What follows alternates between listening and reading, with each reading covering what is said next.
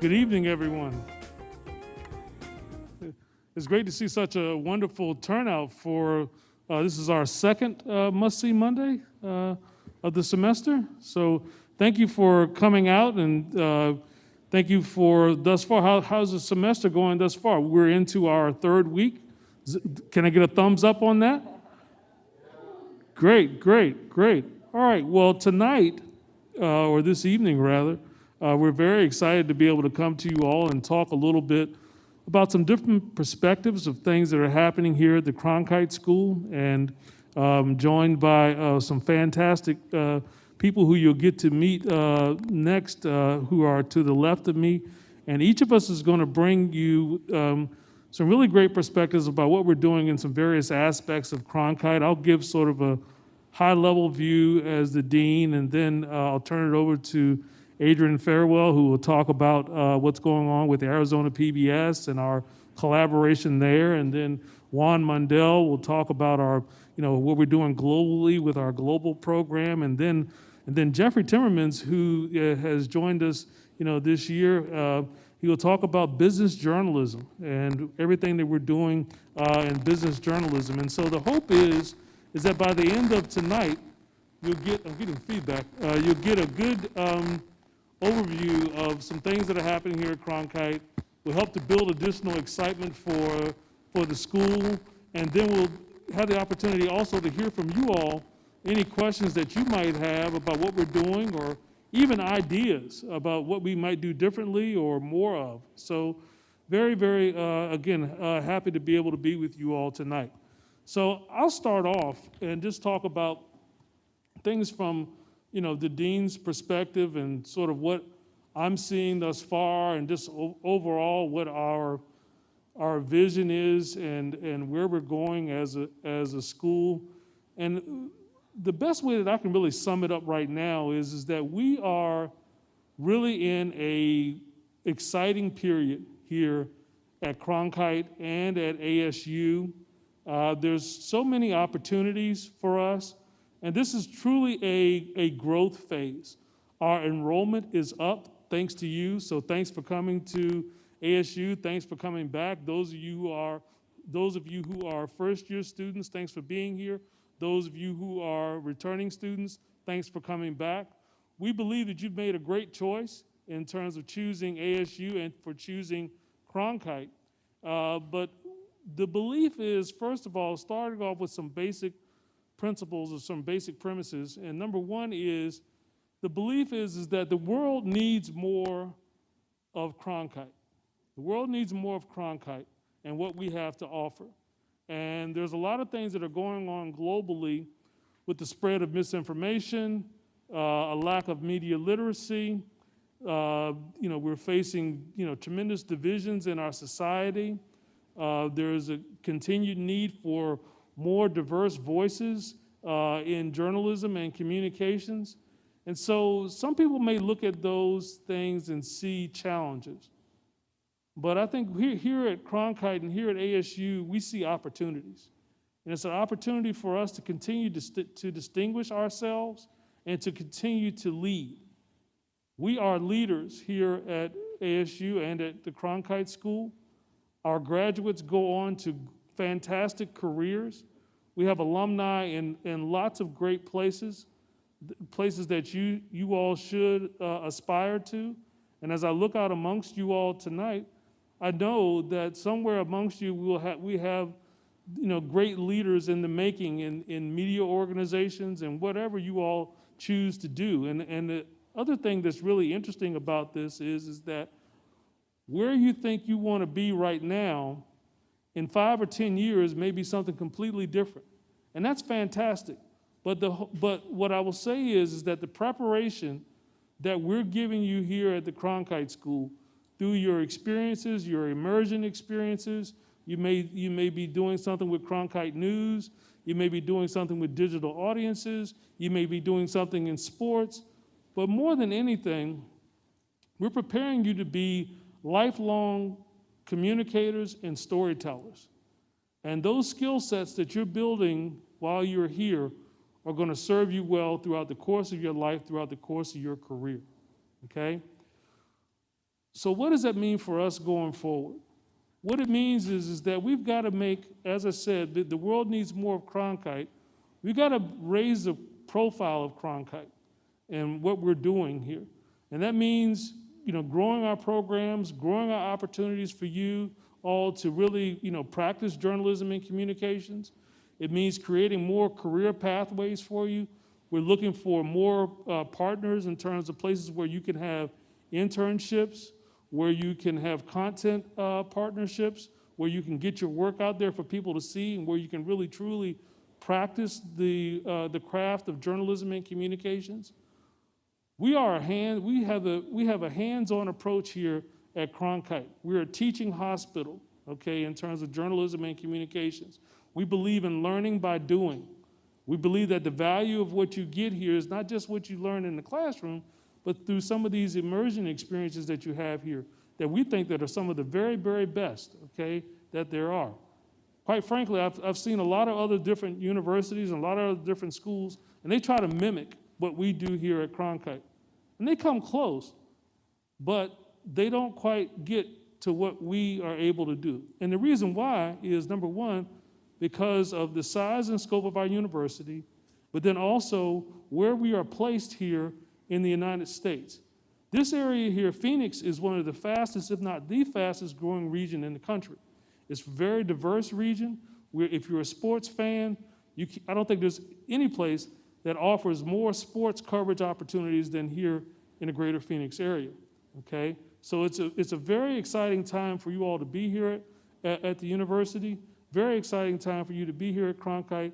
And as your dean, I want you to know that I'm your advocate and that I'm accessible to you. I want to hear your ideas and thoughts. I just had the opportunity to meet with some students, some fantastic sophomores before coming here to talk with you all.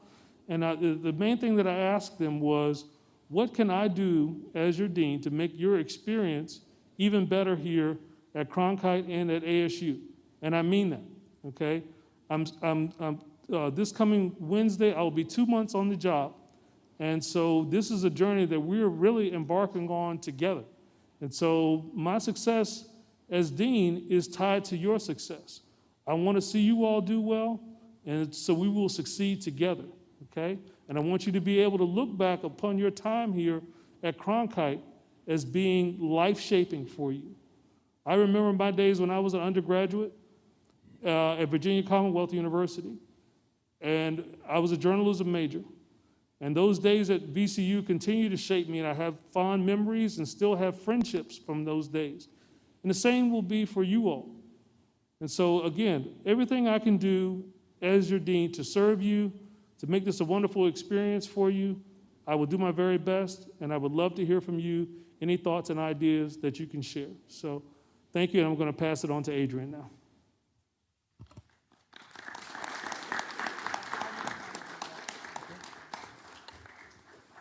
We often say, Dean Batts and he's been on the job almost 2 months, and I've been on the job almost 5 months. And oftentimes I have to go after him. And I'm gonna have to talk to my PR people because I often say he's a tough act to follow. So bear with me. My name is Adrienne Fairwell, and I am the new general manager of Arizona PBS. We are just upstairs on the 5th and 6th floors, and hopefully you'll be able to stop in and visit if you haven't already. We too are in a growth phase, but one of the best opportunities I think that we have at Arizona PBS, aside from having professionals who are on the job, doing the job all day, every day, is their access to you all, to students. We can't be a teaching hospital without students and without your participation. And so we're excited about that because while there are other public media stations in the country who have that same level of access, they do not have the access that we have in terms of location, in terms of resources with a dean and a university president who honestly allows innovation and creativity and exploration and even failure. President Crow often says, if you fail, fail fast. So we can get it out of the way, we learn from those lessons, and we keep going. At Arizona PBS, we have embarked on a new strategic mission and vision, and we have also embarked on a new strategic plan. And so what does that mean? What does that mean for you all? What it means is that we have set our strategic priorities and our initiatives in a way that allows for us to better use data and analytics to make decisions about what courses we help to offer through Cronkite, but also about what curriculum looks like through Arizona PBS. We have recently stood up a digital services department because let's face it, the way we watch television, the way you watch television is so different now. You've got live stream, you've got video on demand. And so those are things that we have to really, in television, learn to evolve towards. And that is what we're doing at Arizona PBS. So there is truly something for everyone at Arizona PBS. And the great thing about you being here and having access to our resources, our shared resources, is the fact that with a new dean, Dean Batts on board, and myself, we are excited to integrate and collaborate and innovate together as not just the station and the school, but as one living, breathing organism, right? And so we can be creative and innovative and shine together, but it also allows for us to extend our reach, your access and our reach, so that the work that you produce as student journalists, as student storytellers, as student communicators, you have a stage that is being set so that your work is not just shared with Phoenix, it's not just shared with Arizonans, but you have the opportunity to share your work nationwide and globally, right? And so for us, that gets me excited. The great thing about all of that is that we have a group of people, we've got team members that are ready to collaborate and integrate together. And I think that the future for us as Cronkite School and as Arizona PBS is bright because you've got people on board who are ready to really push the pendulum forward and be that accelerant that you need to be your advocate and your voice and willing to try new and different things. And so we're opening up our doors to say, well, we haven't really thought of that, but let's try it. And so what better way to grow and learn and work together? And so we're excited at Arizona PBS. I could give you a lot of statistics about our reach, 80% of Arizonans, right? Almost 2 million households per week. But you know what? You don't want to hear those things. You want to hear, how does it benefit, how does our being upstairs benefit you?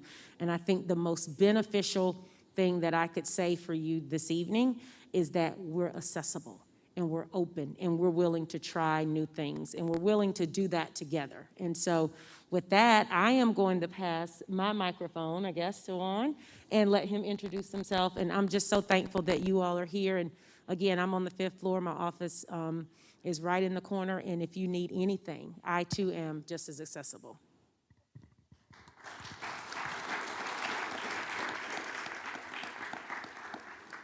Well, hello. My name is Juan Mundel. I'm the new Cronkite Global Initiatives Director, and I'm really excited to talk to you today. This is the 6th university that I worked at, and I can really vouch for what the Dean and Adrienne are saying, that there's no better place than Cronkite to be at for getting an education in mass communication and journalism. So congratulations to you for being here and for getting engaged with a college that really looks out to you and that will make sure that you are ready for entering the market as soon as you graduate. So to get you going into my role here at Cronkite, I want you to think about what you are wearing today. So many of you are probably wearing an item that the clothes might come from one particular place in the world. It might have been manufactured in a completely different place, and it was sold to you perhaps while you were traveling the world, and you brought it back to the US while you were traveling. The same thing happens with the food that you ate this morning. It might have been produced across the world. It crossed the world through a vessel, and it arrived in Mexico where it was produced, and then it got sold to you here in Arizona. And in the same way that we have these products, these consumer goods products that are packaged all over the world and end up in our hands, we have exactly the same task at our hands when we are producing media content. So the content that we produce here, it's transmitted all over the world, and we have no idea how lucky we are to be the country that actually gets to produce the most amount of media for international markets. When you guys produce news, when you write a story, you're not just producing it for people here, but you also need to keep in mind audiences that might be from different countries, like myself. And when you do that, when you're writing for people that come from a different culture, you need to be able to have intercultural competencies and international competencies to really understand how people decode meaning and how they interpret the messages that you're producing. So we take this global component very seriously here at Cronkite, and just as Dean Batts, I'm on my second month here at Cronkite, and I could not be more excited to be here. So what are we doing at Cronkite Global? How many of you have heard about the Humphrey Fellows? I see 4 hands, and perhaps one of them is actually from a Humphrey Fellows. Do we have any Humphreys here? Can you please stand up for a second? There's Angie. Hi, Angie. So Angie is here to spend a year learning about US politics, leadership, and a lot more so that then when she returns back to her country, she can share it with her students. This is the 12th cohort of Humphrey Fellows that we host here at Arizona State University. And it's a very competitive program in which thousands of people apply per year to only deliver to us 12 candidates that will spend the entire year here. And just as a Humphreys, we have a lot more programs that perhaps you might not have heard of, but we compete against many top universities to be able to gain these programs here, like the SUSI program, that is the study of a US institute. So not only do we bring mid-career professionals like Angie to the US for a while to be able to understand how the media works here, but we also bring students like you from other countries to come and spend time at Cronkite learning how the US approaches the media system. But you might be wondering, so what's the benefit for me of having a Cronkite Global Initiatives office? We are diversity. Cronkite Global Initiatives is diversity. You have at your door this increasing number of people from all over the world that can serve you to ask questions about anything that piques your curiosity. How does our media system work? How does professional careers differ abroad in other countries? Or what does the world look like if I want to go and work abroad as a media professional instead of working in the US? So my role here is also to follow the footsteps of the Dean and help Cronkite Global grow. And what I want to do for you is create new programs for you to go abroad and study while you are in your undergraduate program. So right now, we are actually working with universities all over the world to find programs that you can go for a summer and get credit while you're there and practice your skills, but not only get to know some technical skills that you can do here in a classroom, but be able to open your mind, become more informed, and challenge your assumptions about what it's like to be abroad as compared to the United States. So in addition to that, we're also working to create new internships for you abroad so that you can also have international components on your resumes. And please don't get me wrong, there's nothing wrong with doing an internship here in the US, but as the media system continues to conglomerate into international media systems, you need to be able to work with people from all over the world. Chances are, if you work in advertising or in public relations, you create the strategy here, but the creative might actually be taking place in Paris or in Amsterdam. And if you want to work with these groups effectively, you need to learn how to think like them and how to empathize with these people from all over the world. So not only are we trying to grow the programs to bring more people in and take more people out, but my role here is also to try to create a curriculum that embeds international components. So by the time you hit the market, you're going to be ready to tackle the world. And just as everyone else, we are in the 4th floor. We're in office 430. And we want you to come and ask us questions. You know, the 14 fellows that we have here at Cronkite for the entire year are also in room 430. So if you want to ask them questions, if you want to get to know them, please come and talk to us. And if you have questions about study abroad, come and talk to us. There's not a more enriching experience than actually going abroad and spending time opening your mind. So I invite you all to explore what we have to offer and welcome you to the new academic year.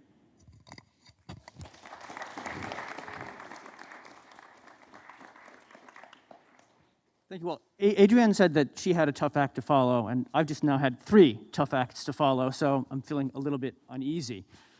My name is Jeff Timmermans. I'm also the most recent arrival at Cronkite. I've been here all of 2 weeks. I arrived from Hong Kong, and I'm now overseeing the Reynolds Center for Business Journalism and teaching the business journalism courses here, some of them at least. I wanted to talk a little bit tonight about business journalism in general. Because a lot of people think, oh, business journalism, it's about money, it's about stocks, it's only for rich people. It doesn't concern me.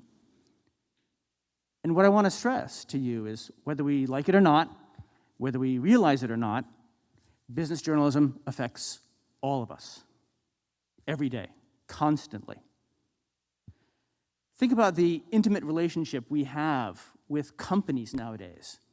This is unprecedented in human history. Think of what you share with your device, what you share on Facebook, what you share on Instagram, Discord, WhatsApp, your most intimate thoughts, things that you might intend for a small audience, certainly not your parents. And it's all free, the service. Well, what do companies do with that information? Have you ever thought it's kind of odd that you've got this eerily relevant ad popping up in a different app? It's about information. They know a lot more about us than we know about them. Anytime you have that kind of information gap, that's dangerous for us. Companies today often have a good story to tell. Think about a company that offers you the ability to trade shares and options for free. You can get in on those meme shares like GameStop. You can make a fortune, or at least a couple $100 in your spare time for free. What would you say if that same company that seems to be on your side is actually selling information on everything you do on their platform to the same guys you're trying to fight against? The Goldman Sachs, the hedge funds, the big guys. They know what you're doing before you even do it. It's part of the business model.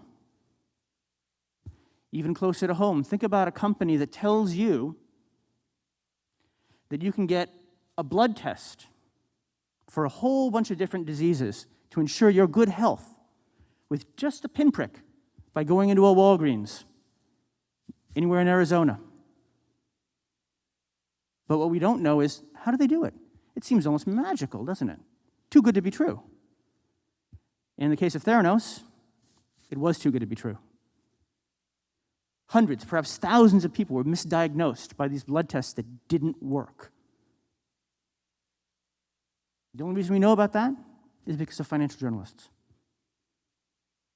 And I bring that up because starting tomorrow, Elizabeth Holmes, the woman who started this company, who had a great story to tell, who promised us a better health, a better future, is going on trial, finally, after more than 10 years, because of financial journalism. These are the guys that help ferret out information that we don't know, inform us to narrow that information gap. So whether you like it or not, whether you realize it or not, this stuff matters. It matters to all of us. And we rely on financial journalists to get that information for us, to help level the playing field between us and these gigantic corporations who might not always, or might not ever, have our best interests at heart. So that's the story I wanted to tell, and I just want to reiterate what Juan said, is I'm nearby you, aren't I? I'm on the 4th floor, I think 402. My door is open almost all the time. Please come in, say hi if you have questions about business journalism, if you want to know more about what we teach in business journalism, or if you just want to if you saw a story in the Wall Street Journal, which of course we have free access to, right? or the New York Times business section, and you wanted to ask some questions about it. If it didn't quite make sense, come see me. I'm always happy to chat. Thank you, guys.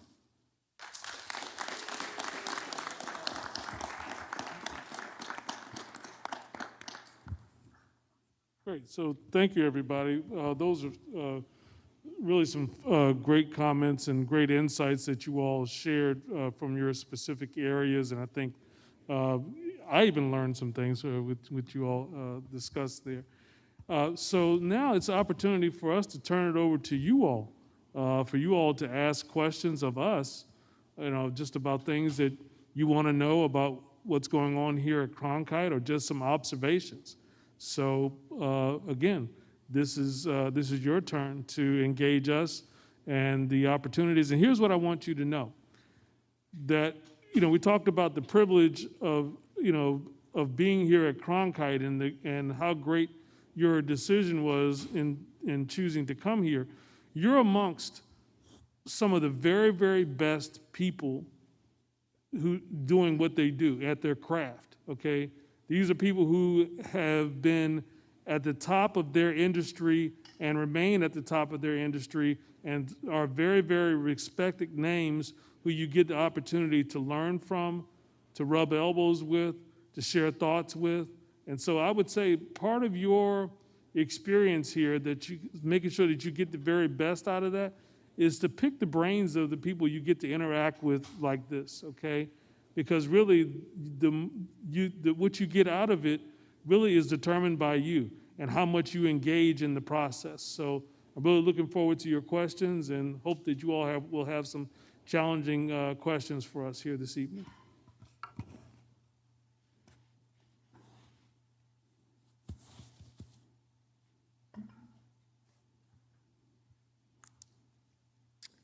Hi, my name is Pratham Dalal. I'm from California. I'm a freshman studying journalism and mass communications. I have a question about Arizona PBS. In this time, everyone is always evolving. So how does Arizona PBS specifically plan to evolve now in regards to the opportunities they're going to give for Cronkite students to help out? That's a great question. A couple ways. So the first way is access.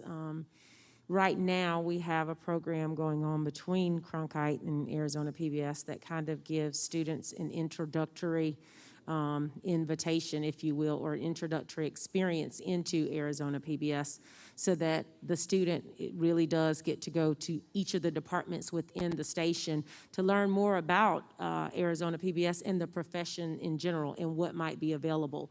But one of the ways that we evolve is offering more programs that will allow you as a student to come out after 4 years of college here at Cronkite with a resume reel that really can be applied to the industry at the time. So does that include just television? Absolutely not. It includes content that you're curating from the digital perspective, content that you're curating from the podcast perspective, content that you're curating from not just audio, but sound, because that's different.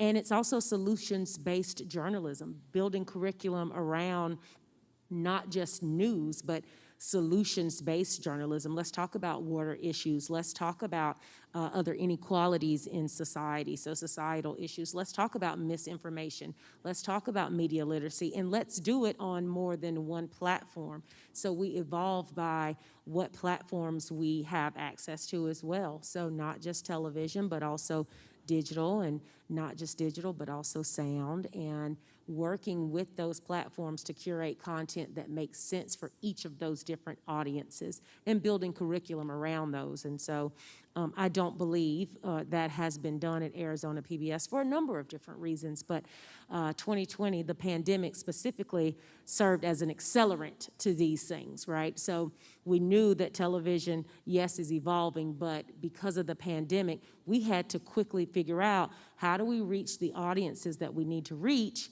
in the way that we need to reach them, in the time frame that we need to reach them in. And so it's constantly monitoring data and trends and analytics to respond to those things using those tools in our toolkit. So that was a very long-winded answer, but Thank you. I hope that answers your question. Yeah, it does. Thank you so much. You're welcome. Hi, I'm Denson Cortez. I'm from Sacramento, California. This question is more directed to Juan. I was overhearing you mentioned obviously studying abroad and then also with internships. My question is, what are opportunities that studying abroad would possibly give a person in comparison to maybe interning here locally, but at a place like Telemundo or Univision that obviously you're going to be surrounded with people that speak Spanish or amongst that. So how would that compare just traveling the world and all that?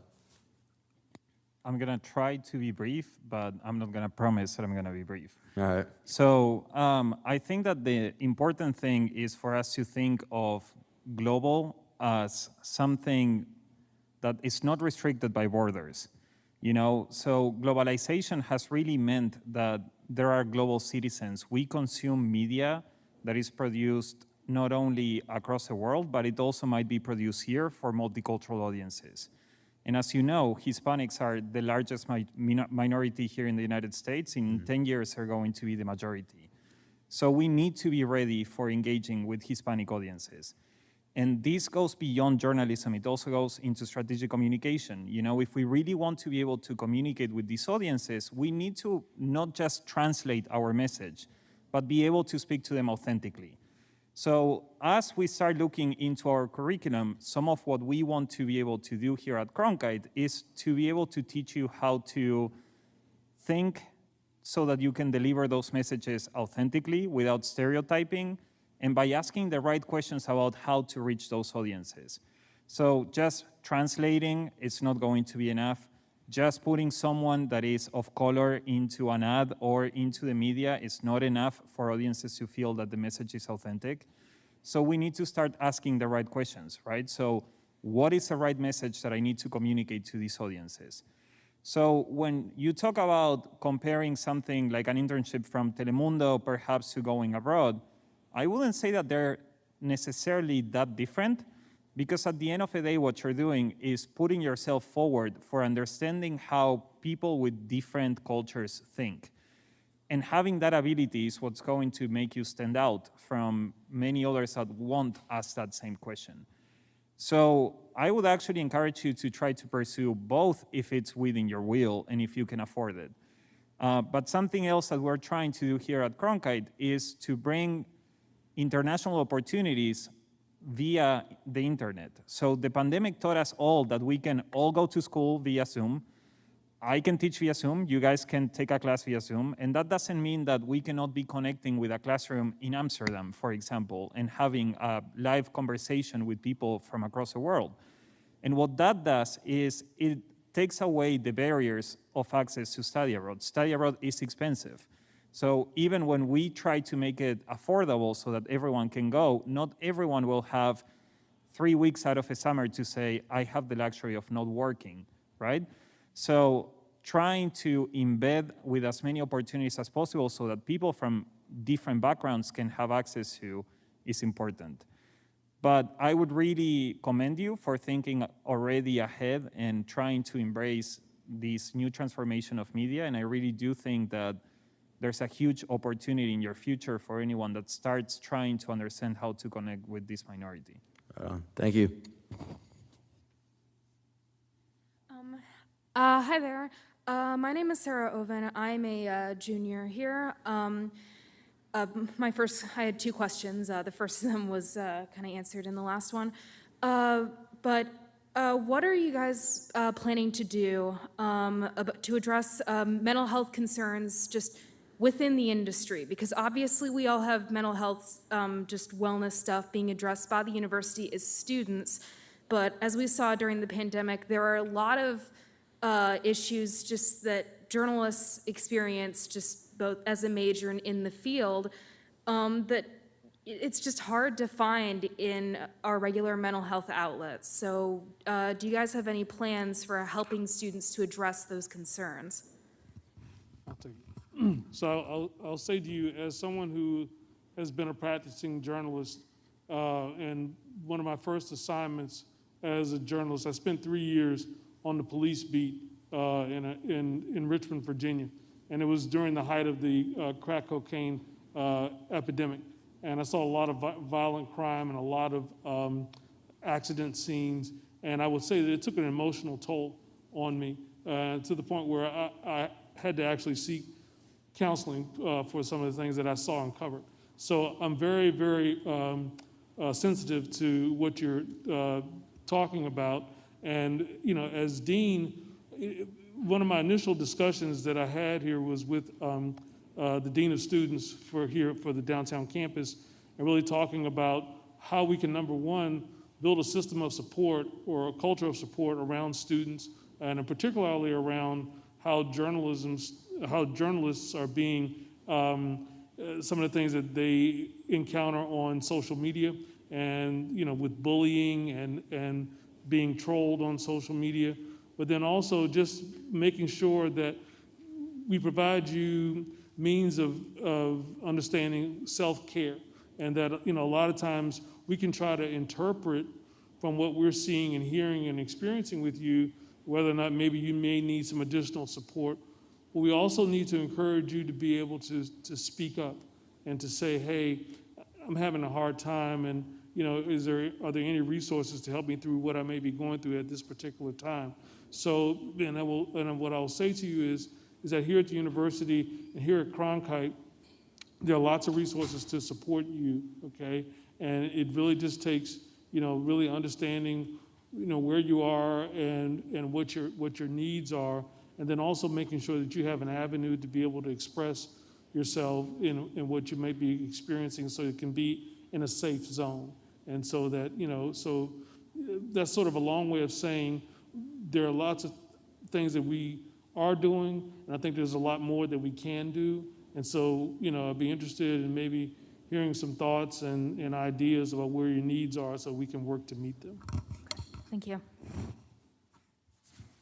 Hello, my name is Aiden Schultz-Miller. I'm a freshman here at the Cronkite School, and I had some further questions about the global programs and internships, you know, because I heard a little bit about Cronkite No Te Diez, and I was interested in, I think we went into like the big picture kind of concepts of the program, and I was interested in hearing, like, within the next 2 years, on the hypothetical that things open up a little bit more.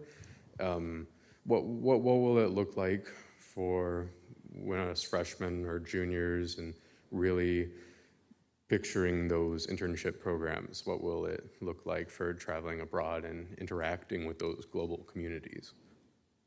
So you said Cronkite Noticias, right? Yes. Yeah. So we are growing, as Adrienne said, and I think that you're very lucky that we just hired this person to be the new dean, because one of the first conversations that I had with him when I sat down was, what are we going to do to grow the bilingual journalism program? How are we going to keep engaging Cronkite Noticias? And what do we need to do to be competitive in this aspect?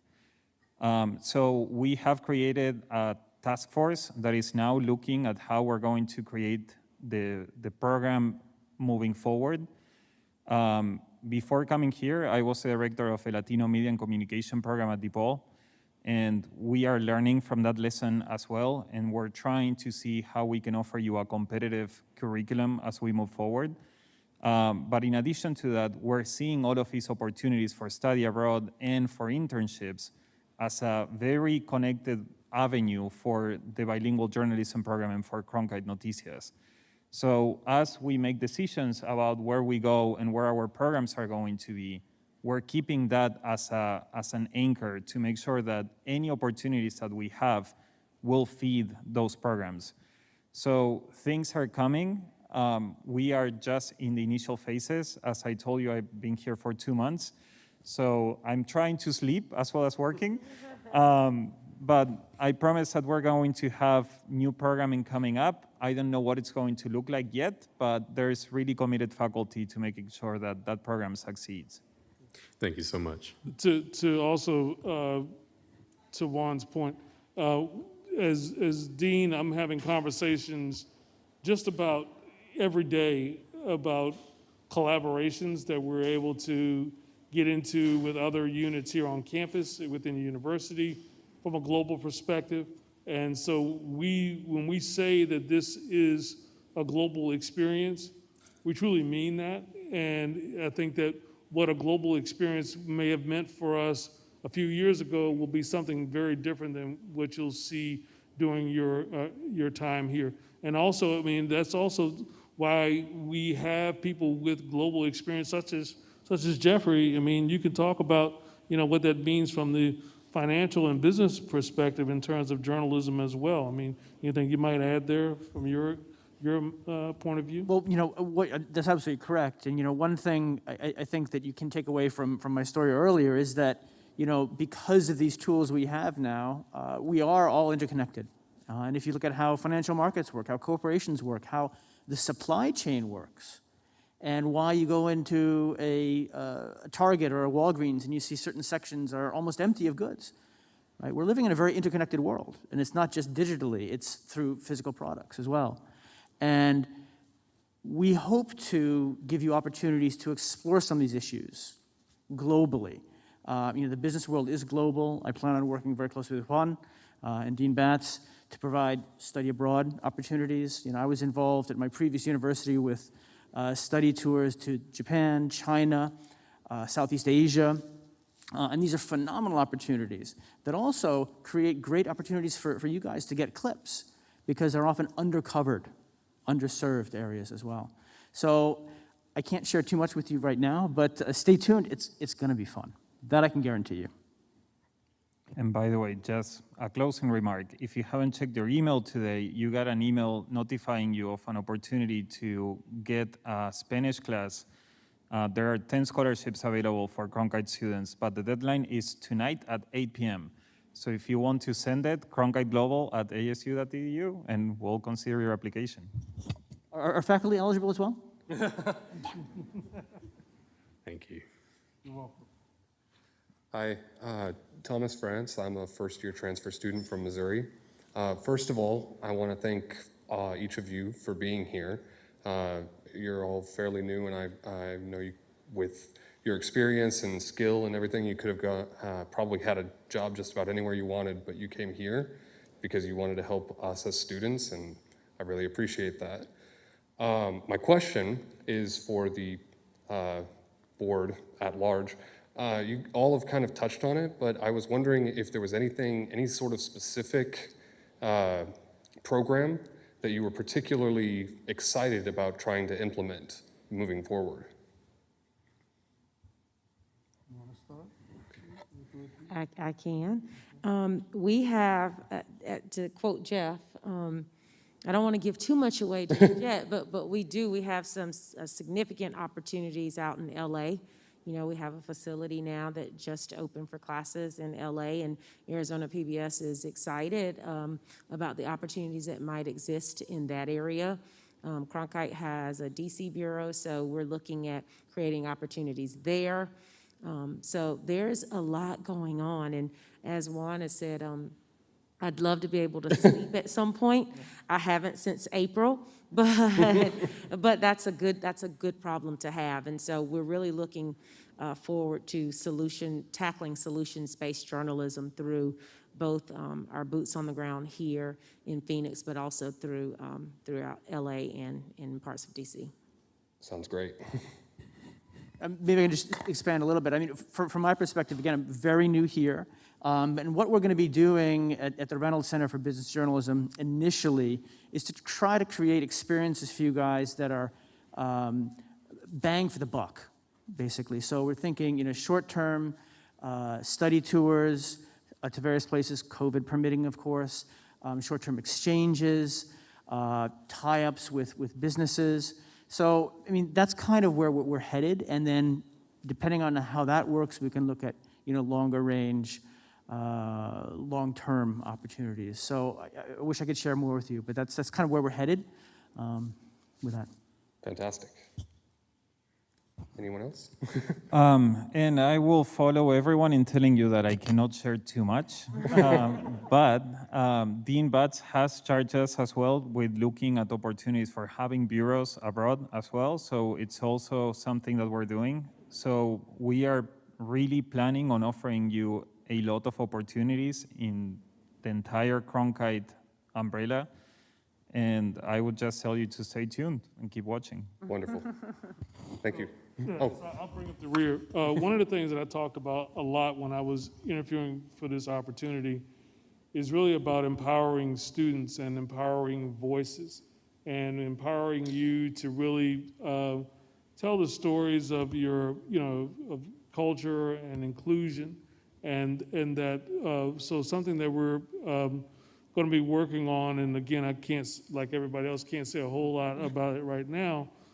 But it's really the end goal that we're after here is that for you to be able to look at Cronkite and look at your experience here and sort of see yourself in your experience, and that you were able to learn more about who you are, but not only who you are, but why you are, and to share that with others, and to share that with other students, share that with faculty, share it with me and the other administrators here, and for us all to sort of tell the story of how we got here and what we're all about.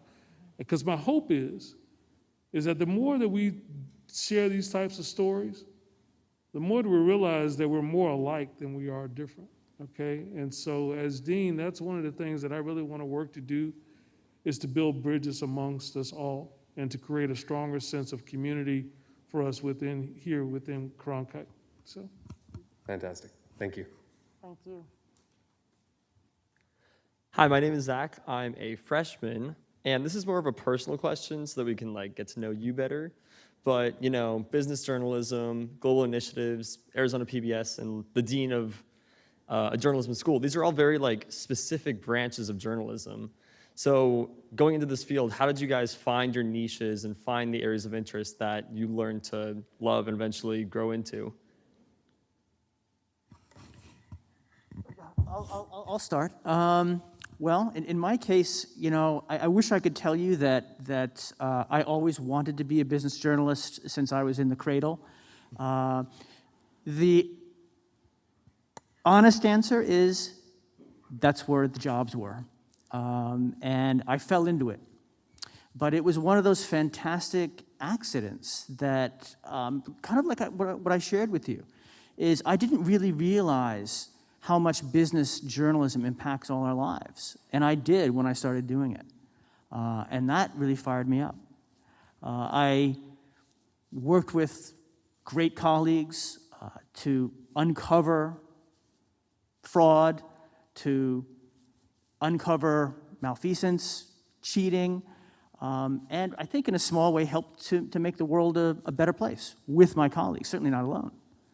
And once I began to see that, I realized it's an amazing thing to do. It took me to some incredible parts of the world that I never would have been to before. So it was a happy accident, kind of like the happy accident that brought me right here. I just happened to hear of this opportunity from a good friend. Never had been to Phoenix. Of course, I'd heard of Cronkite. And I talked with some people right here on the stage, and I thought, this is the place to be. So the moral of that story for you guys is embrace the happy accidents and don't have preconceived notions about what business journalism is or what sports journalism is. Keep your eyes open for the opportunity that might change your life. My road was actually long and winding. I started out in public media through an internship, and then very quickly realized that television, my undergraduate degree is journalism and mass communications, but I very quickly realized that I wanted to do two things in life. I wanted to be a storyteller. I wanted to be a great storyteller, but I also wanted to fight for people who were underserved and people who didn't have access to certain things. And so that turned me on even more to public media, because television and news is outstanding, but that's if you can access it. If you do not have access to certain things, how do you get it? And that is what sent me to really chase being after public media. But I then got a degree in public relations because I just wanted to tell stories. And so I've done marketing and communications, but I got a phone call in South Carolina, I'm from the East Coast actually, that a position was reopening at the public media station there. And they called.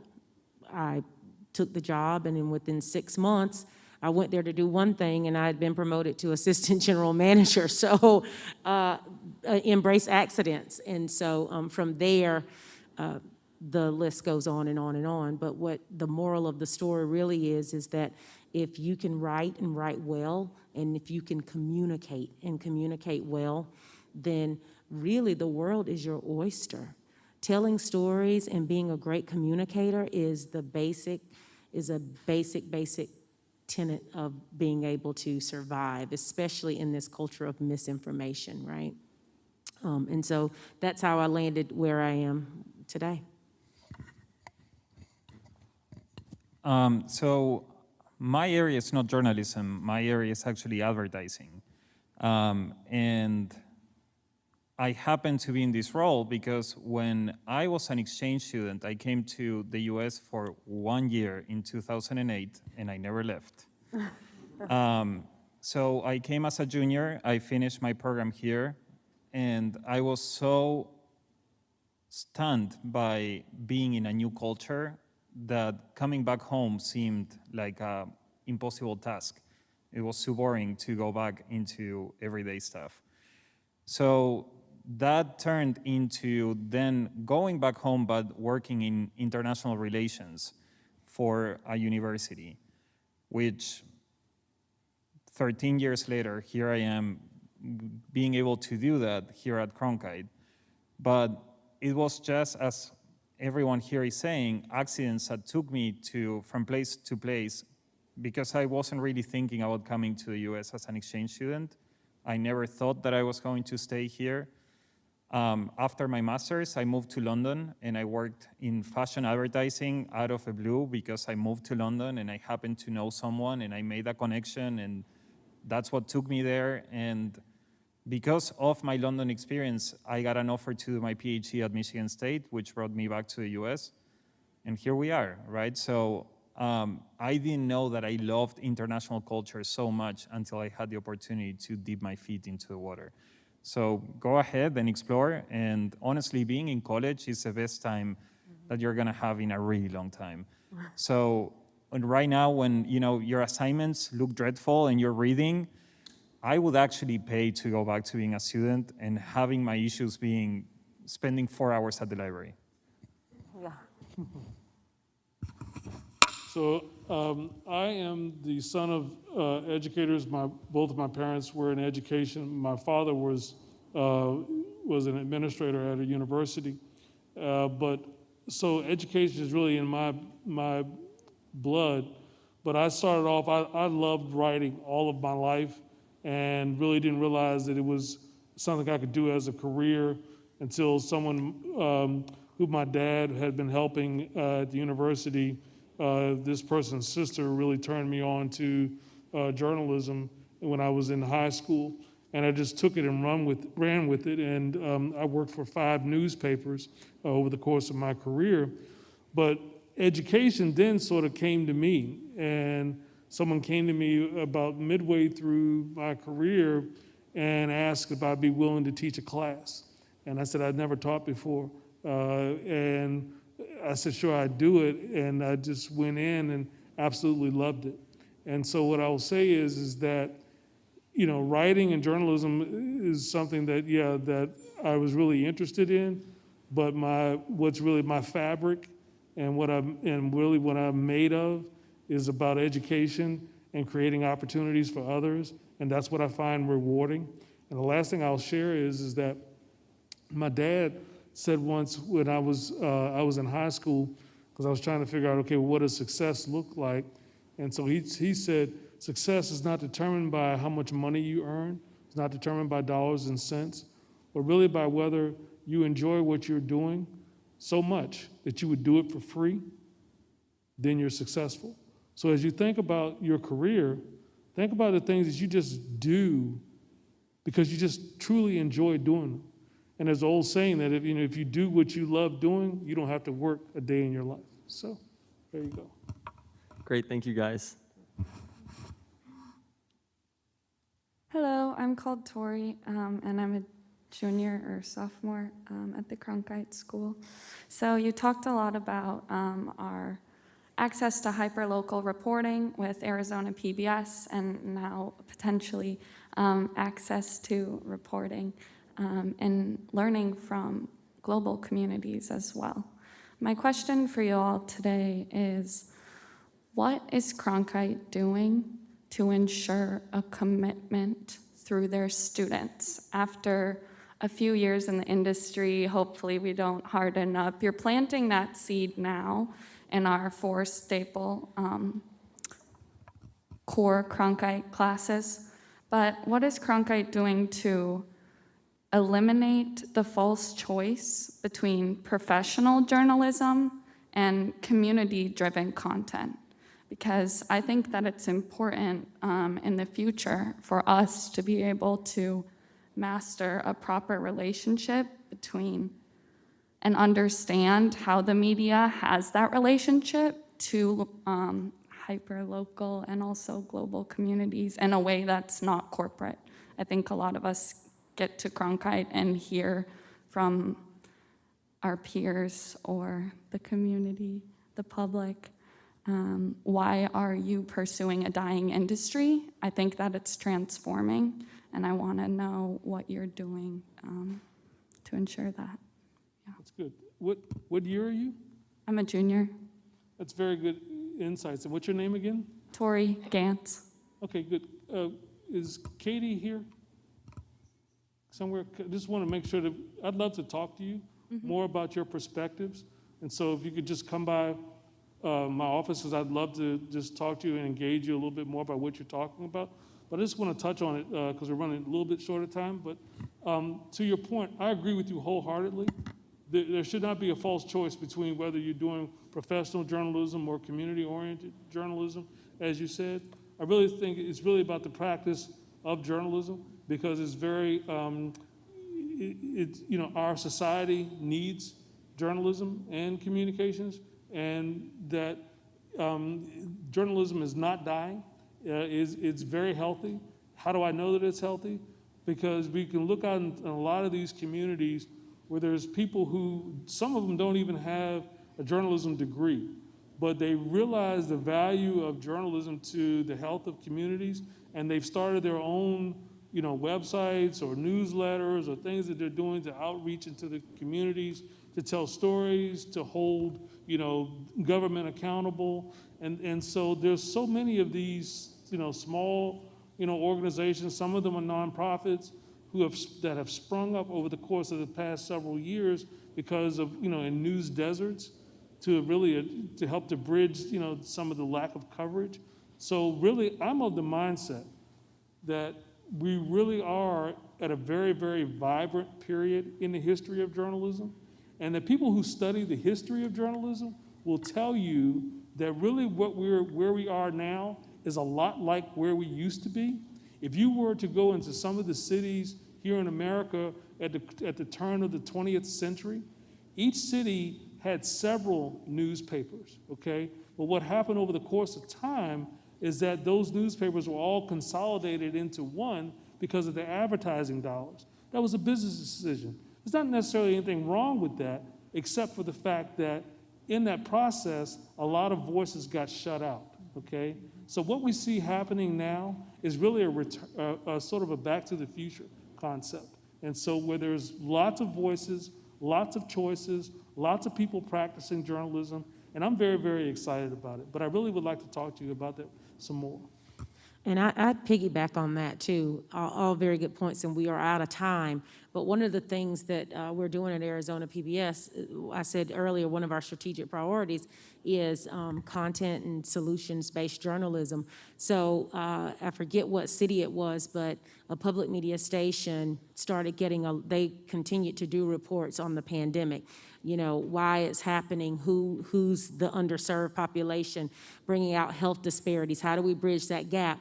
So they were getting so many questions from the community because of their hyper local journalism and reporting. They were getting so many questions in. They started a nonprofit arm that simply does nothing more than serve as a phone bank to experts in the field of medicine to help answer some of these COVID-19 questions that they can't get into the hospitals or the doctors or the virtual offices that have been set up that they can't get from, their Department of Health and Environmental Control. And so that's what I mean when we talk about solutions-based journalism. So it doesn't look like us sitting in an office anymore in a conglomerate, of newspapers, so to speak, but journalism is everywhere. It's my mom. When I told her I was going to college, I was supposed to be a civil engineer. That was what I was going to school to do, right? My mom is a retired chemist. And so when I walked in the house and said, I think I want to be a journalist, I had to resuscitate the woman because she was like, what? You aren't going to make any money? You're not going to. And I'm like, Mom, it's what we do. So to piggyback on that, it's not a you can see how passionate we are. It's not dying. It's not a dying profession. And without journalists in the news media, you would not see half of what you do get to see in the political background. I mean, let's talk about where we are with that. But yeah, I think you get an appointment with Dean Batts, and we'll all come visit. Thank you. Thank you. Thank you. Hi, my name's Stephen Jeffries, and I'm from Las Cruces, New Mexico. And I view journalism as a powerful tool to shed light on social inequalities, like you had mentioned earlier. And I guess my question is, I'm wondering what community outreach opportunities are available to us at Cronkite and PBS? So I know we have a lot of organizations here that, in Cronkite, and a lot of, for example, we're serving some organizations through our PR lab that Professor Schmidtke oversees. So that's one way where we're really doing outreach and helping to support community organizations. But then also, I think that you have the opportunity to sort of chart your own course, with that as well. I think that there is an organization or a cause that you want to participate in and support as a student, and to bring that back, to us. If you don't see us, if you don't see it represented, speak up. I mean, we know what we know, but there's a lot that we don't know, and we're relying on you to be able to tell us where we need to be. So, we're partners in this process. So if you have ideas, please bring them to us. The things that we need to be doing, we'll take a look at it. Thank you. Sure. And for PBS, our education team is our boots on the ground team. They work with parents, students, and K-12 educators. They also help to build curriculum for PBS National Public Media, their literacy program that's online. And so that is one of the ways that we're doing community outreach, but also through the programming that we have, town halls based on whatever the community needs are at the time. So we use that to also fill a gap where there are gaps, but the opportunities are limitless. So again, our doors are open and we're always here to have conversation, but our education team does a phenomenal job of getting out into the community, tribal communities all over Arizona. So it's not just here in the Valley, all over Arizona, really. So thank you. Thank you. Hi. Oh, wow. I'm really short. It's fine. I'm Natalia, and I'm a freshman studying journalism here. And I guess my question was about business journalism specifically. Is it kind of similar to investigative journalism, just more economically oriented, or is it just studying the trends of the stocks and everything like that? A lot of it is about investigative journalism. And I think if you're interested in investigative journalism, one of the best things you can do is become familiar with business journalism. Because you have a lot of the information available to you if you know where to look. And what we're trying to do in the business journalism program here is to give you those skills, to understand what a profit and loss statement is, to understand what a 10K is, where to find it, to understand how to look at companies' registries in different countries to find connections. And there are a whole bunch of ways you can use these techniques in investigative journalism. Some of the things I mentioned, Theranos, 1MDB in Malaysia, Enron, there will always be corporate scandals. There will always be corporate crime. And if you understand how to ferret out the evidence, where to find red flags in company disclosure documents, that's investigative journalism.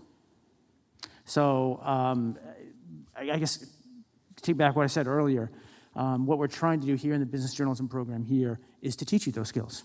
All right. And I'll say also, I was a business journalist for about 3 years, and it was it was probably one of the most rewarding experience that I had as a reporter. And because if you think about it, there's a business to everything. And so some of the stories that I got to work on, I convinced my editor to let me go to New York to cover Fashion Week, the business of fashion.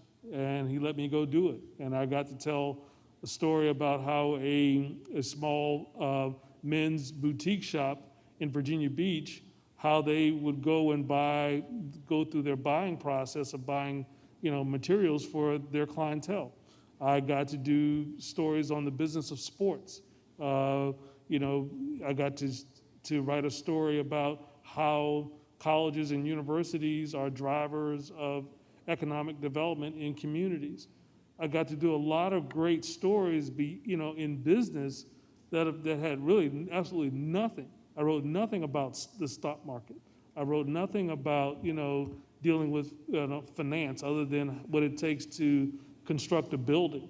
So what I say that to say is that, there's a business for everything. And so if you're interested in business journalism, there's a lot for you to dig into.